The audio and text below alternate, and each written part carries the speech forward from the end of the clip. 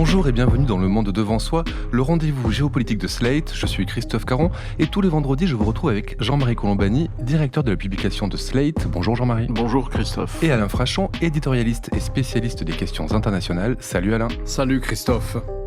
De mystérieuses explosions ont endommagé les gazoducs Nord Stream qui relient la Russie. Oui, l'hypothèse d'un sabotage est la plus vraisemblable. Souvenez-vous, ces bouillonnements intenses au-dessus de la mer Baltique. C'est évident que ce n'est pas un accident, puisque les deux gazoducs ont été touchés à quelques heures. À l'heure actuelle, l'auteur du sabotage du gazoduc Nord Stream ne peut être identifié avec certitude et reste donc un mystère.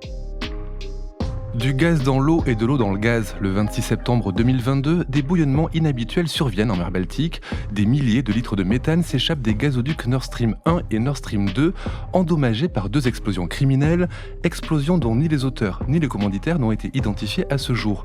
Ces immenses pipelines, longs de plus de 1200 km, relient le nord-ouest de la Russie à l'Allemagne pour transporter ce gaz si précieux pour Berlin. Terminés respectivement en 2011 et 2021, ils sont le résultat de la volonté d'un homme, Vladimir Poutine. Stasi, KGB, corruption, lâcheté individuelle et collective, décisions hâtives ou court-termistes, division entre occidentaux, tout cela va aider le maître du Kremlin dans ce projet qui vise à soumettre l'Union européenne et à affaiblir l'Ukraine, ce pays qui jusque-là était la clé dans l'acheminement de l'or russe vers l'Europe. Ce projet, ce piège, vous le racontez en détail dans votre nouveau livre, Le piège Nord Stream, aux éditions des Arènes. Bonjour Marion Van Rettergem. Bonjour Christophe. Vous êtes grand reporter, prix Albert Londres et autrice d'une très remarquée biographie d'Angela Merkel.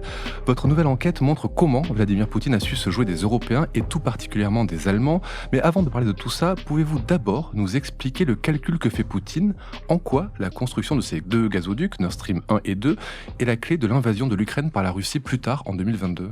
Alors ce piège de Poutine, ça a été ma surprise au cours de l'enquête. J'étais partie pour explorer en fait les causes de la guerre en Ukraine et j'avais pris Nord Stream un peu comme l'incarnation physique de cette dépendance entre la Russie et l'Allemagne, Nord Stream étant ce gazoduc qui traverse la Baltique, qui part de la région de Saint-Pétersbourg, qui arrive en Allemagne et qui se diversifie ensuite en un réseau de gazoducs pour desservir l'Europe. Et ce qui m'a surprise, c'est que cette dépendance n'était pas seulement le fruit de la naïveté, de l'aveuglement et de la complaisance des élites allemandes notamment, mais européennes en général, mais bel et bien le fruit d'un piège organisé pas à pas pendant 20 ans par Vladimir Poutine.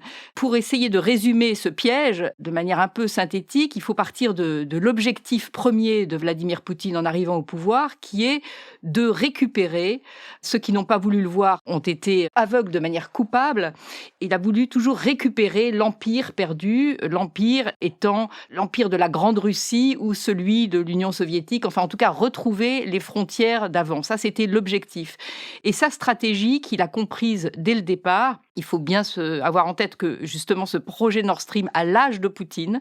Il est né dès son arrivée au pouvoir, il s'est achevé avec la guerre en Ukraine. Et dans cette perspective de récupérer l'empire perdu, l'Ukraine était une pièce maîtresse, c'était une obsession de Poutine, c'était de récupérer l'Ukraine dans ses frontières. Et la stratégie pour le mettre en œuvre, il fallait neutraliser l'Europe. Et Nord Stream était de manière très pensée, une fois qu'il avait réussi à droguer l'Europe au gaz russe bon marché, Nord Stream était une idée assez géniale de la part de Poutine, c'était un gazoduc qui permettait de contourner l'Ukraine, sachant que 80% du gaz russe passait par les gazoducs ukrainiens. Les Ukrainiens touchant à la fois des droits de transit et ayant une sorte de levier de pouvoir vis-à-vis de Poutine, puisque Poutine dépendait de l'Ukraine pour fournir ses clients européens, ce qui était particulièrement exaspérant. Et donc l'idée de Nord Stream, qu'il a réussi à vendre aux Allemands et aux Européens, parce que les Français sont dans l'histoire aussi, et les Néerlandais, c'était de se dire, vous ne serez plus tributaire des conflits entre l'Ukraine et la Russie, des coupures de gaz, il y a eu des sérieux conflits et des mini-guerres de gaz entre l'Ukraine et la Russie. En 2006-2009, par exemple. 2006 et 2009, exactement, qui ont pas mal traumatisé. Il y a eu des pays qui ont eu franchement très froid l'hiver. Nous, on n'est pas passé loin. Et donc, Poutine a dit, pour éviter tout ça, on va avoir des gazoducs directs. Et c'est là qu'était le piège. C'est que l'erreur fondamentale des Européens et l'aveuglement fondamental, c'était de s'imaginer que l'Ukraine allait simplement être privée des droits de transit. Et là, les Allemands ont beaucoup œuvré pour faire en sorte que l'Ukraine continue à toucher des royalties sur le transit du gaz. Mais c'était pas ça le problème. C'était pas le fait seulement d'asphyxier économiquement l'Ukraine. L'idée, c'était de pouvoir priver l'Ukraine de son bouclier stratégique, de son seul moyen d'assurer sa sécurité.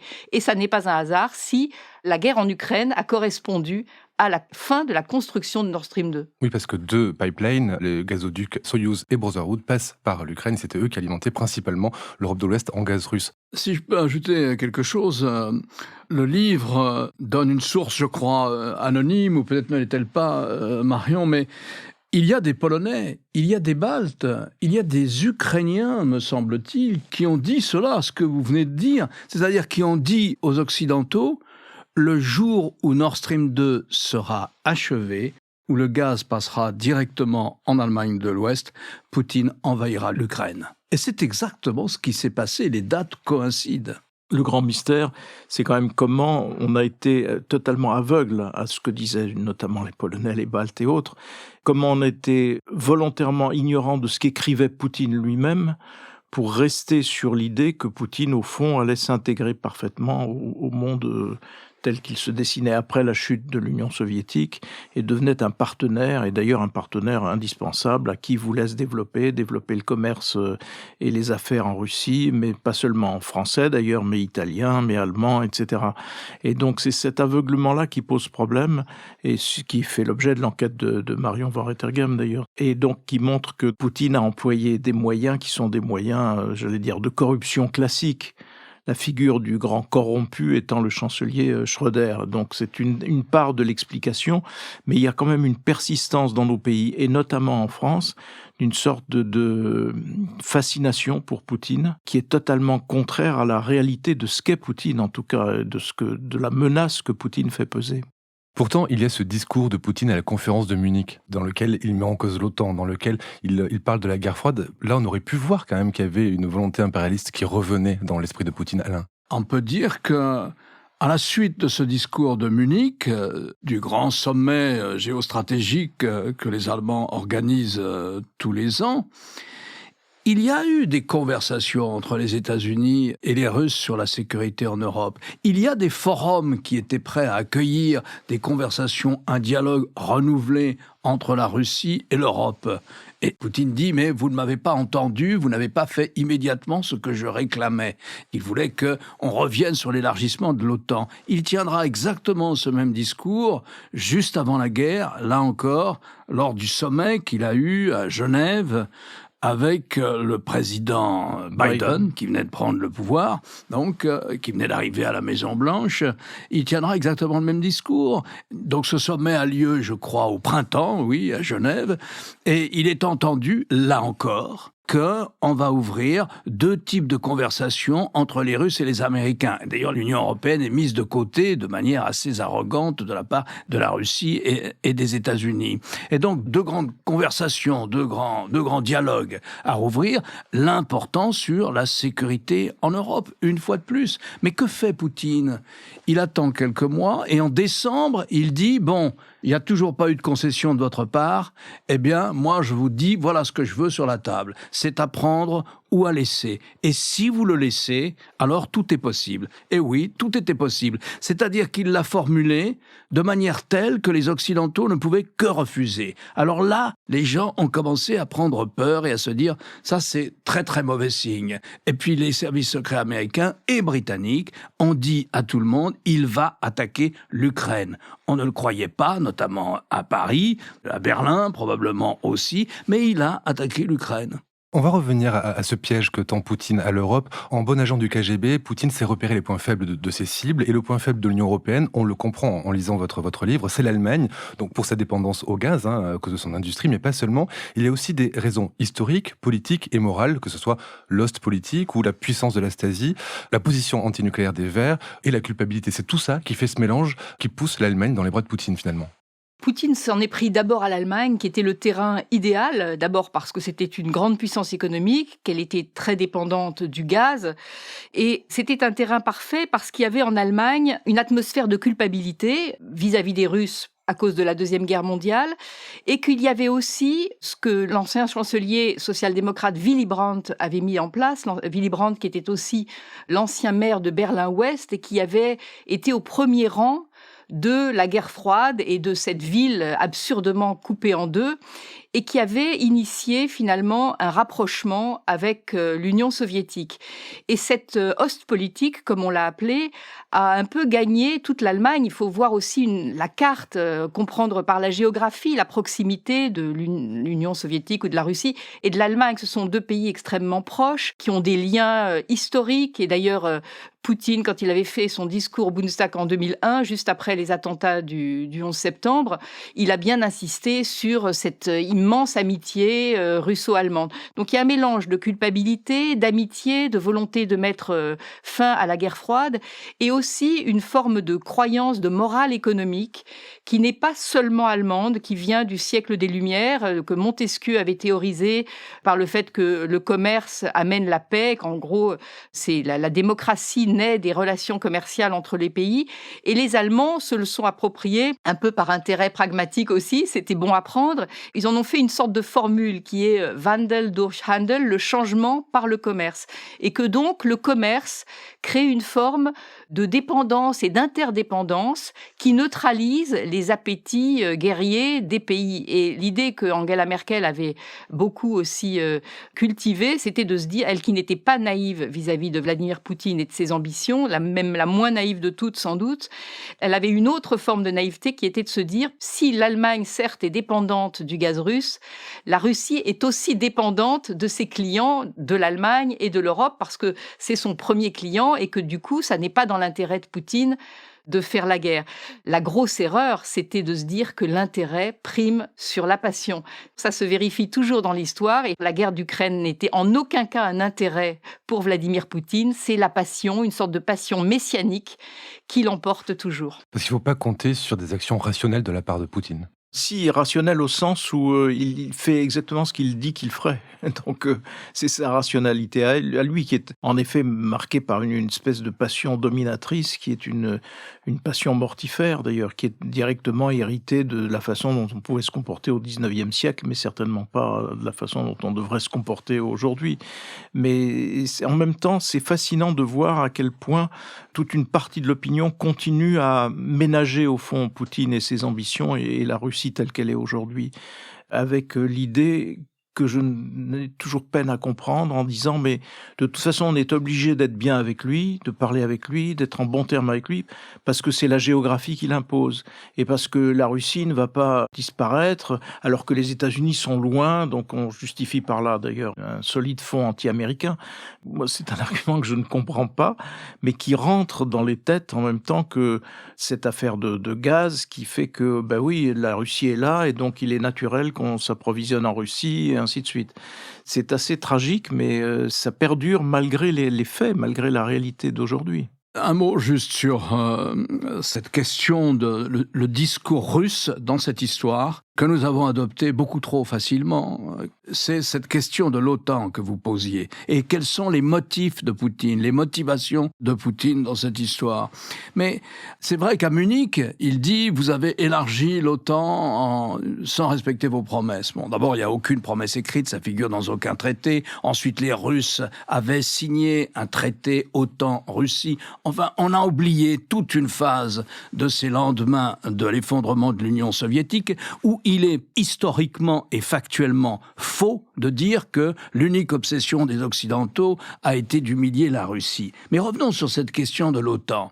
Certes, il l'a évoqué en 2008, mais ça n'a jamais figuré en tête des motivations, du spectre très large de motivations qu'il a mis en avant pour expliquer son attaque contre l'Ukraine. Son attaque contre l'Ukraine, si vous voulez, sur le fond du dossier, je reprendrai ce que disait Marion Van Rentergem tout à l'heure, il l'écrit noir sur blanc en juillet 2021 dans un article qui est posté sur le site du Kremlin, traduit en plusieurs langues.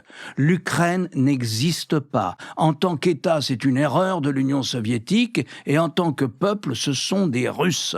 L'Ukraine n'existe pas. L'Ukraine fait partie de la Russie. Il va à la télévision, il reçoit un groupe d'étudiants en mars, au tout début de la guerre, et il leur dit « Mais je fais simplement ce qu'ont fait les tsars. Je reprends ce qui nous appartient. » Après sont venues d'autres motivations. Il a fallu qu'on attaque l'Ukraine parce que l'Ukraine allait nous attaquer, parce que l'OTAN voulait démanteler la Russie. Après, ce sont des explications officielles. Ça fait partie de la gamme d'explications officielles données par les Russes. L'OTAN ne figure jamais en première place. Pourquoi ? Parce qu'avant la guerre, il n'était pas question que l'Ukraine rentre dans l'OTAN. Il y avait un veto allemand et français, si vous voulez, là-dedans. Il n'était pas question d'ouvrir une procédure d'adhésion. Et donc, qu'est-ce qui s'est passé avec le président Obama ? Pendant 2 mandats, le président Obama ne pose jamais cette question de l'adhésion de l'Ukraine à l'OTAN. C'est pas son problème, ça ne l'intéresse pas. Il va pas essayer de bousculer les Français et les Allemands en leur disant « Faites un effort, il faudrait quand même que l'Ukraine rentre dans l'OTAN ». Pas du tout. Que fait le président Trump ? Même chose. Il ne soulève à aucun moment ce dossier. Donc ça faisait quoi ? 15 ans, 16 ans que cette histoire était enterrée ? L'Ukraine n'avait aucune chance de rentrer dans l'OTAN, jusqu'à la guerre. Vous parlez des États-Unis, une chose très intéressante qui nous revient quand on lit votre livre, c'est la position de Trump. Trump qu'on connaît pour ses amitiés et ses proximités avec le Kremlin. Pourtant, il s'oppose à Nord Stream. Comment expliquer cette opposition qu'on n'attendrait pas de la part du républicain ? Mais écoutez, c'est assez simple. Trump va au sommet de l'OTAN et dit aux Européens « On en a marre de payer. On ne veut plus payer. Ça coûte trop cher aux contribuables américains. Il faut que vous payiez plus. Vous ne respectez pas vos engagements à l'adresse de l'OTAN, qui étaient de consacrer 2% de votre richesse nationale aux efforts de défense. » Et il est, par les hasards de la table, ils sont donc à l'époque, ils ne sont que 28 ou 29 pays membres de l'OTAN. Marion doit se souvenir de cette scène. Il est, par les hasards de la table, face à Madame Merkel. Et il lui dit « Alors vous, c'est le record. Vous, c'est le record parce que vous nous demandez un effort, vous n'êtes pas à 2%, vous nous assurez que les Russes vous menacent et que donc il faut que les Américains restent en Europe, qu'il ne faut surtout pas toucher à l'OTAN, et vous êtes en train de donner l'industrie allemande à la Russie. » C'était ça le discours de Trump. C'est en effet étrange, c'est qu'on voit à quel point Trump fait partie, pour le coup, des plus lucides et des mieux inspirés dans cette affaire, bien mieux que Joe Biden, qui, lui, a donné son feu vert à Nord Stream. Mais juste pour prolonger, il y a un mot qui manque dans cette détermination allemande à se mettre dans les mains, dans la gueule du loup russe, c'est l'arrêt du nucléaire. C'est aussi, ce que Poutine a très bien compris d'ailleurs, c'est que dans la mesure où l'Allemagne a fait de nucléaire un tabou, et là, on dit souvent que c'est Merkel qui a arrêté le nucléaire, mais l'histoire est plus compliquée que ça. C'est Schröder qui a commencé. Et d'ailleurs, la question est de savoir dans quelle mesure il n'y a pas eu des discussions avec Poutine pour faire en sorte que son gouvernement de coalition avec les Verts amorce le premier arrêt du nucléaire, contre lequel d'ailleurs Merkel s'était insurgée à ce moment-là en tant que patronne de la CDU, du parti opposé chrétien-démocrate. Et c'est l'explosion de l'accident de la centrale de Fukushima qui a fait changer complètement l'idée de Merkel sur le nucléaire, mais pas seulement de Merkel, de l'Allemagne tout entière. Il y a eu un traumatisme total avec l'accident de cette centrale qui fait que l'Allemagne étant en plus toujours hantée par les démons de la guerre et par sa culpabilité, était déjà très travaillée par le mouvement écologiste allemand anti-atome. Donc il y avait déjà un terrain favorable, mais l'accident de la centrale de Fukushima est un traumatisme national. Et quand elle annonce l'arrêt du nucléaire, qu'elle décide l'arrêt du nucléaire, après ce sera voté à une très très grande majorité par le Bundestag. Donc c'est je crois qu'il y a que 70 voix contre, à peu près. C'est ça, et c'est dans l'histoire de l'Allemagne, c'est sur un sujet d'importance, c'est celui qui a remporté l'adhésion la plus massive. Et comme en Allemagne, qui est un régime parlementaire, on écoute les députés, les décisions ne tombent pas de la chancelière, ne tombent pas du ciel. Elle écoute, elle est sensible et elle est obligée de suivre aussi les décisions de l'Allemagne. Mais quand elle avait annoncé qu'elle allait donc proposer ça au Parlement à Nicolas Sarkozy, son homologue français, il lui était évidemment furieux puisque ça allait contre les intérêts de la France. Et il lui a dit « Mais qu'est-ce que tu me racontes ? Quel rapport entre Fukushima et l'Allemagne ? Il n'y a pas eu un tsunami sur le Rhin et il n'y en aura pas. » Et donc, il y avait une incompréhension incompréhension totale, mais c'est pour dire à quel point une grande puissance industrielle et économique comme l'Allemagne, qui fait du nucléaire un tabou, qui n'a plus le droit et qui s'interdit progressivement d'utiliser le charbon, qui est une énergie totalement à contre-courant des besoins écologiques contemporains, qui n'est pas encore assez armée sur le renouvelable, il n'y a qu'une solution alternative, c'est le gaz. Et il y avait le gaz russe. Et dans l'idée de Merkel, le gaz russe était une solution provisoire en attendant de se diversifier et d'utiliser davantage le nucléaire. Elle a été prise par le temps. Et là, c'est ça qui est dingue, c'est de voir à quel point les Verts allemands, finalement, tout en étant opposés à Poutine, à la politique de Poutine, ont poussé l'Allemagne dans ses bras avec cette interdiction du nucléaire. Vous avez cité un nom, Jean-Marie l'a fait aussi, c'est celui de Gerhard Schröder. Gerhard Schröder, c'est un homme clé dans la mise en place de Nord Stream. Il a été séduit par Vladimir Poutine. Comment il s'y est pris, Poutine, pour se mettre Gerhard Schröder dans la poche, alors qu'il était déjà chancelier? Alors, Poutine, il a 2 écoles. Il a eu 2 écoles. C'est un enfant de Leningrad, de l'ancienne Saint-Pétersbourg, où régnaient les mafias et les gangs. Et pour survivre, il fallait faire partie des mafias. Donc sa première école, c'est la mafia, le fonctionnement des mafias.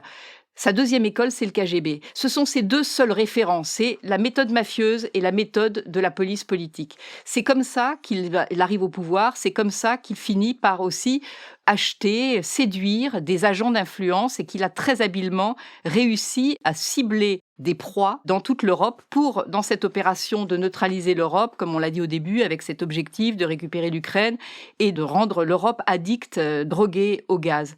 Et là, il a un client parfait. D'abord, on a vu l'Allemagne, pour quelle raison l'Allemagne était à cibler en priorité. Et il y a un chancelier. La base de l'agent du KGB, il repère les failles, les vulnérabilités. Ce chancelier, d'abord, est sympathique. Il est au pouvoir depuis peu de temps quand Poutine arrive lui-même au Kremlin. Une relation se noue assez vite. Il bénéficie du fait qu'on sort de l'ère de Boris Yeltsin, qui était un ivrogne corrompu, et tout le monde accueille finalement ce jeune Poutine, promu par Boris Yeltsin. Il a l'air bien élevé, il est champion de judo, il se tient bien, il est bien peigné, etc., comme une forme de soulagement par rapport à cette espèce de soulard qui dansait sur les tribunes en faisant n'importe quoi. Et donc, il y a un rapprochement. Les 2 hommes ont des choses en commun. Leurs pères ont connu la guerre. Et puis, très vite, Poutine voit aussi que Schröder aime bien l'argent, il vient lui aussi d'un milieu extrêmement populaire comme Poutine, mais il est assez ambitieux, il a envie de sortir de ce milieu, il est fasciné par le pouvoir, par l'argent, etc. Petit à petit, il arrive à le mettre dans sa poche, au point que c'est quand même invraisemblable, et ça, là aussi, ça a été un choc pour l'Allemagne, c'est qu'avant même de quitter la chancellerie, dans cette période de latence un peu particulière, où un chancelier n'est pas encore élu, parce qu'en Allemagne, on élit une majorité gouvernementale, il faut attendre le moment où l'un des candidats réussira à constituer une coalition.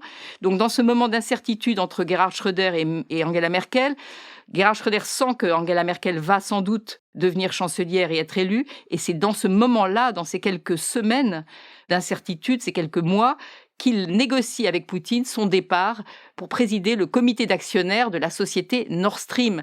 Donc, les Allemands apprennent sidérés que leur chancelier, battu, part, mais sans attendre une seconde, part au service de la société Gazprom, du grand groupe, du géant russe, énergétique russe, qui n'est pas un pays qui veut du bien forcément à l'Europe. Et c'est un raz-de-marée, pour le coup, un vrai tsunami en Allemagne. Ce que Marion raconte, ce que vous racontez aussi, c'est que Schröder ne se contente pas d'être lui-même une sorte d'agent russe au service de Poutine, mais il fait œuvre de lobbyiste. Il essaie de convaincre, et il amène à lui, d'ailleurs, un certain nombre de leaders sociodémocrates allemands, mais pas seulement allemands. Exactement. Et donc, il devient le propagandiste de... Et c'est l'araignée géante de la social-démocratie européenne, et c'est pour ça que Angela Merkel, tout en étant très largement responsable, n'est pas la pire dans cette affaire. C'est vraiment Schröder et le Parti social-démocrate allemand qui étaient, encore une fois, dans les gouvernements de coalition d'Angela Merkel. Et là, on réagit toujours en français en se disant, en croyant que le chancelier est un président. Non, ce sont des coalitions gouvernementales où les sociodémocrates étaient extrêmement puissants.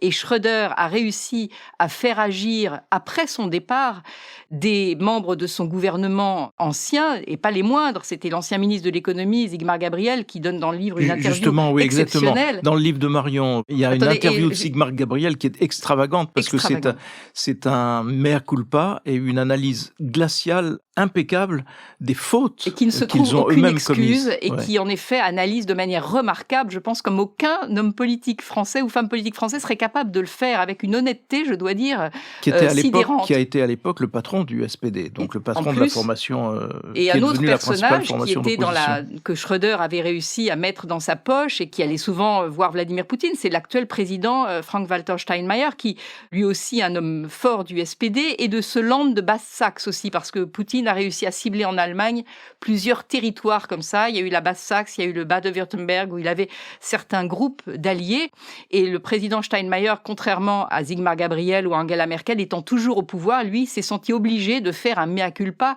et profond et sonore et pour pouvoir continuer à exercer sa fonction. Et Olaf Scholz, ne pas oublier que l'actuel chancelier Olaf Scholz, lui aussi du Parti social-démocrate, qui avait eu la chance d'être maire de Hambourg, donc pas directement impliqué dans ces affaires de Nord Stream, mais a été un grand militant de Nord Stream 2. Et la première rencontre qu'on m'a racontée entre Volodymyr Zelensky et Olaf Scholz était d'une froideur extrême. Zelensky n'a pas voulu lui serrer la main parce qu'il sait très bien qu'Olaf Scholz est porteur de ce Parti social-démocrate allemand, de ce gouvernement qui a été, au-delà de la corruption, pas seulement financière, mais morale avec Vladimir Poutine. Et rappelons que Steinmeier a été déclaré persona non grata en Ukraine par Zelensky. Il a pu y aller finalement un peu après, mais au début, Zelensky ne voulait pas en entendre parler pour son rôle justement dans Nord Stream. Alain. C'est juste un rappel, parce que je ne sais pas si on l'a rappelé, mais Poutine a été en poste en Allemagne. Oui, à Dresde. Il faut raconter ça aussi. En tant qu'agent du KGB. Poutine parle allemand et en tant qu'agent du KGB a été en poste en Allemagne. Donc c'est un pays qu'il connaît bien, où il avait noué des relations qui ont pu lui servir ensuite. Et c'est en Allemagne qu'il a rencontré un certain Matthias Warnig. Poutine était officier du KGB à Dresde et était venu aussi à Dresde un officier de la Stasi, Matthias Warnig, un personnage extraordinaire, qui est devenu le président directeur de Nord Stream. Et tout ça pour dire qu'il y a un lien, l'espionnage, les anciens du KGB, les anciens de la Stasi, le SPD allemand, tout ça est une espèce de fourneau de liens, de corruption, et encore une fois, pas forcément, ce serait trop facile de n'y voir que de l'argent. Il y a beaucoup d'idéologie, il y a de la fascination pour ce personnage qu'est Poutine, il y a de la naïveté coupable, il y a du pragmatisme de la part de Merkel. Merkel, c'est très intéressant parce que elle ne correspond à aucune case, elle n'est pas corrompue, elle n'est pas naïve, elle connaît Poutine mieux que les autres, et pourtant, elle s'est enfermée dans une forme de raisonnement. Comme elle dit, j'ai appelé le chapitre qui la concerne alternative law. C'est un mot qu'elle emploie toujours, ça veut dire il n'y a pas d'alternative. Et c'est vrai que dès lors que l'Allemagne arrêtait le nucléaire, il n'y avait pas d'alternative autre que le gaz. Et donc elle s'est engouffrée sur un chemin coupable et très dangereux. Et ça aussi, ça ne lui ressemble pas parce que c'est pas quelqu'un qui était très imprudent, mais c'est quelqu'un, en revanche, elle a beaucoup de qualités par ailleurs, mais elle n'a pas de vision à long terme. Oui, elle n'a pas vu les enjeux de long terme. En même temps, Poutine... Vous me contredirez peut-être, Marion, mais Poutine cherchait à impressionner, à faire peur à Angela Merkel, physiquement, notamment avec les chiens, puisqu'elle déteste les chiens, et donc en introduisant des chiens pendant leurs entretiens, mais aussi, je crois me souvenir qu'à un moment, Angela Merkel ne voulait pas se retrouver seule face à Vladimir Poutine, et donc s'est tournée vers François Hollande, qui était avec elle, en disant « Tu viens avec moi ». Parce qu'elle ne voulait pas être seule avec lui. Parce Poutine, parce que seule avec Poutine, elle n'avait pas peur du tout, elle lui tenait tête. D'ailleurs, c'était la seule de toute l'Europe qui lui tenait tête. C'est là aussi un des paradoxes avec Merkel. Et Poutine le savait. Il y a même des sociodémocrates allemands qui m'ont dit, si Merkel était restée au pouvoir, peut-être que Poutine n'aurait pas osé envahir l'Ukraine. On ne le saura jamais, on ne peut pas savoir. Mais elle n'avait pas peur en tête-à-tête avec Poutine. Elle avait peur parce que quand Poutine, c'était pendant les négociations de Minsk, quand il était avec le président ukrainien Poroshenko, et qu'ils étaient d'une telle violence verbale, quand François Hollande s'était absenté quelques minutes, elle lui disait « mais reviens vite parce que je ne peux pas être tout seul avec ces deux-là qui sont prêts à... » Et par ailleurs, ça doit nous faire réfléchir parce que tout ce que Poutine a en tête, il essaie de l'accomplir. Et un de ses grands projets stratégique, c'est quand même la dissolution de l'Union européenne. Et donc le poids qu'il exerçait ou qu'il comptait exercer en Allemagne était un des éléments clés de cet objectif-là qui se traduit par l'attitude actuelle du gouvernement hongrois, par exemple, du Premier ministre hongrois, ou par la tentation qu'il peut y avoir aussi en Tchéquie ou en Slovaquie, qui était appuyé sur un de ses alliés historiques, qui était Berlusconi aussi. Berlusconi, mais là, on retrouve là, par contre, les liens d'argent, plus exactement, les liens d'affaires. Mais je veux dire, on doit vraiment être d'une vigilance accrue, et ça n'est pas, me semble-t-il, la tendance dominante ni du Quai d'Orsay, ni d'un ancien président de la République, à savoir Nicolas Sarkozy. Mais vous racontez comment Poutine arrive à séduire Schröder, c'est très intéressant. Il n'y a pas que de la menace, il n'y a pas que de l'argent, il y a vraiment une entreprise de séduction. On voit aussi que chez nous, il séduit François Fillon aussi. Vous le racontez comment Fillon, après ses défaites, plonge dans les bras de Poutine. Mais pour terminer, ma dernière question, c'est une question que tout le monde se pose depuis ce mois de septembre 2022, c'est à qui profite le crime, à qui profite ce sabotage. Moi, quand je lis votre livre, je me dis c'est à l'Ukraine, parce que ces gazoducs sont là pour ennuyer l'Ukraine et pour provoquer une guerre. Mais quand on vous lit, et quand on lit les pistes qui ont été lancées par les Américains, par les médias américains, par des médias européens, on se dit que c'est pas si clair que ça, qu'il y a beaucoup de gens qui avaient intérêt à ce que ces gazoducs disparaissent, soient détruits, et en même temps, beaucoup de gens n'avaient pas d'intérêt. Donc on ne sait pas vraiment très bien, même si on a l'impression que l'Ukraine est le premier bénéficiaire de ce sabotage, c'est plus compliqué que ça, Alain. Ah non, je ne sais pas, non, je tiquais juste sur un mot, c'est « ils ne sont pas détruits ». Oui, ils peuvent toujours fonctionner, ils sont à l'arrêt. On peut les remettre en état de fonctionner. Et il y en a même qui n'ont pas été touchés, si je ne me trompe. Un seul, sur les 4. Sur les 4, voilà, il en reste un. Et oui, Poutine a rappelé qu'il pouvait le remettre en marche quand on voulait pour avoir... Poutine a bizarrement insisté sur le fait qu'un des 4 tuyaux était toujours intact. Et comme dit Alain, c'est vrai que moi, ce qui m'a étonné, je le dis dans le livre, c'est que toutes les enquêtes qui ont été écrites sur ces tuyaux, sur cette explosion, ce sabotage des tuyaux, partent du postulat que c'est terminé Nord Stream. Mais ça n'est aucunement terminé. Le sabotage a défait, a détruit quelques mètres de tuyaux sur 1 kilomètre dans la mer. Quelques mètres de tuyaux, c'est quelques tronçons, ça se répare. Ça n'est pas la raison pour laquelle Nord Stream n'est plus en fonction. Si on voulait le réparer, on le réparerait en 6 mois. C'est une raison politique, mais l'arrêt de Nord Stream avait commencé avant l'explosion. C'est Poutine qui avait coupé le gaz. Ce que je voudrais dire pour répondre à votre question, c'est que, premièrement, il y a eu plein de bouts d'enquêtes, de journalistes, et certaines farfelues, comme celle de Seymour Hersh, qui met en cause les États-Unis sur une série d'hypothèses qui ne tient pas vraiment debout, enfin qui part sur des faits réels, mais dont ces déductions ne tiennent pas debout. Il y a eu des journaux beaucoup plus sérieux, comme le Washington Post ou le Spiegel allemand, qui s'appuient sur des éléments de l'enquête allemande.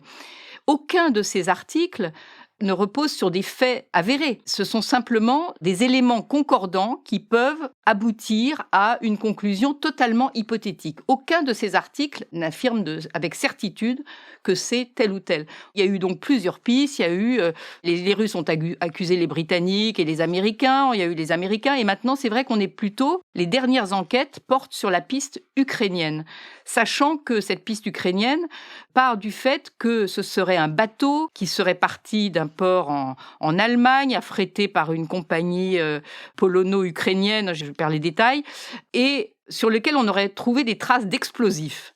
Quand on mène une opération aussi sophistiquée dans la mer Baltique, aussi dangereuse, aussi périlleuse, il me semble que le fait de laisser des traces d'explosifs sur un bateau, c'est un peu gros. Mais bon, le KGB et les autres services, ça ressemble bien à ces méthodes.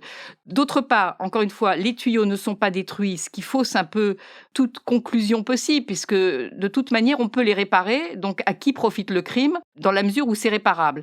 Et d'autre part, cette question à qui profite le crime n'est pas pertinente parce que les crimes passionnels ne profitent jamais à la personne qui les commet. En général, ça se termine par la perpétuité ou plusieurs années de prison. Et Poutine a commis un crime passionnel en Ukraine, on ne peut pas dire que ça lui réussit pour le moment. Donc moi, je distingue les intérêts passionnels et les intérêts rationnels. Les intérêts passionnels, tout le monde peut les avoir. Les États-Unis, parce qu'en effet, ils vendent beaucoup plus de gaz GNL. Ils en vendaient d'ailleurs plus avant, déjà, l'explosion. Donc, je ne vois pas pourquoi ils l'auraient fait. Mais on peut se dire qu'ils détestaient ce tuyau, comme Trump l'a montré. Les Polonais détestaient Nord Stream. Les Ukrainiens détestaient Nord Stream. On peut se dire que par passion haineuse, des petits groupes de commandos sont allés détruire ce tuyau. Pourquoi ? Puisque, de toute façon, il est réparable.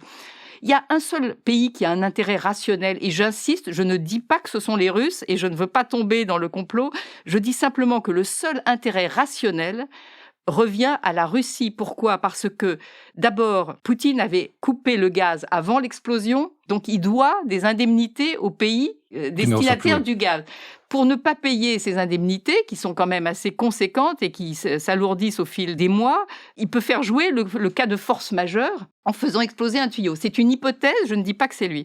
D'autre part, l'explosion est intervenue à un moment très stratégique pour Poutine, c'est-à-dire à un moment où il avait décidé de l'annexion des 4 oblasts décrétés qu'ils étaient russes, le Donbass, Zaporijjia, etc.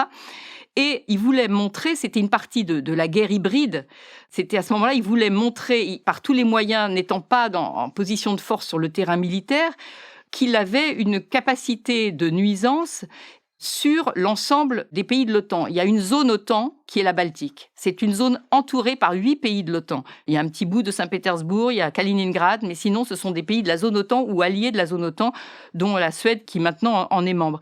Comment davantage montrer la vulnérabilité, l'infinité des câbles sous-marins de cette guerre, c'est un coup génial. Je dis que rationnellement, ça ne profite qu'à la Russie, passionnellement, ça profite à plein d'autres, ça peut être tout le monde. Et pour conclure, je citerai cet amiral anonyme que vous avez rencontré et qui dit « La difficulté, ce n'est pas tant de commettre un tel attentat, c'est de le faire sans laisser de traces. » Et pour le coup, ça a été un coup de maître. Je rappelle votre livre « Le piège Nord Stream » aux éditions Les Arènes. Merci à Marion Van Rindergem. Merci Alain. Je rappelle votre chronique chaque jeudi dans Le Monde et sur lemonde.fr. Merci Jean-Marie. Je rappelle quant à vous votre participation à l'émission politique le jeudi aussi sur France 24. Merci beaucoup et à la semaine prochaine. Merci Christophe. Merci Christophe. Merci Christophe. Le Monde devant soi est un podcast produit par Slate Podcast avec Jean-Marie Colombani et Alain Frachon. Direction, production éditoriale, présentation Christophe Caron. Montage et réalisation Aurélie Rodriguez.